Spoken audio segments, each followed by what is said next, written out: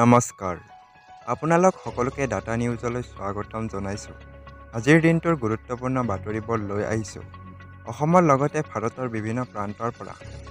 আজিৰ দিনটোৰ প্ৰথমটো গুৰুত্বপূৰ্ণ খবৰ হৈছে গুগল পে' ব্যৱহাৰকাৰীৰ বাবে হৈ আহিছে ডাঙৰ খবৰ। 4 জুনৰ পৰা বন্ধ হ'ব গুগল পে'।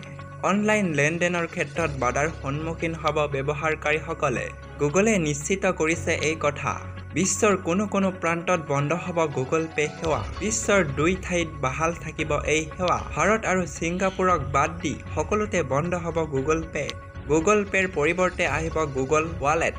পৰৱৰ্তী খবৰটো হৈছে আধাৰ কাৰ্ড, পান কাৰ্ড, ড্ৰাইভিং লাইচেন্সৰ গৰাকীলৈ ডাঙৰ খবৰ। ড্ৰাইভিং লাইচেন্স, আধাৰ কাৰ্ড আৰু LPG গেছক লৈ আহি আছে নতুন নিয়ম।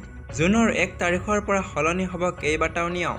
আজিৰ ভিতৰত লিংক কৰক আপোনাৰ পান আৰু আধাৰ সেৱা। লিংক নকৰা লোকসকলৰ পৰা লোৱা হ'ব অতিৰিক্ত হাৰত TDS। পান আৰু আধাৰ লিংক নকৰা লোকসকলে অধিক হাৰত দিব লাগিব কৰ। আধাৰৰ সৈতে সংযোগ নকৰিলে পান কাৰ্ড হৈ পৰিব নিষ্ক্ৰিয়।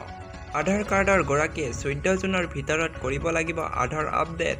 আধাৰ আপডেটৰ সময়সীমা 14 জুন ধাৰ্য কৰিছে UIDAI-এ। 1 জুনৰ পৰা পৰিবহণৰ কাৰ্যালয়ত দিব নালাগে ড্ৰাইভিং লাইচেন্সৰ টেষ্ট। ব্যক্তিগত ড্ৰাইভিং প্ৰশিক্ষণ কেন্দ্ৰত দিব পাৰিব এই টেষ্ট।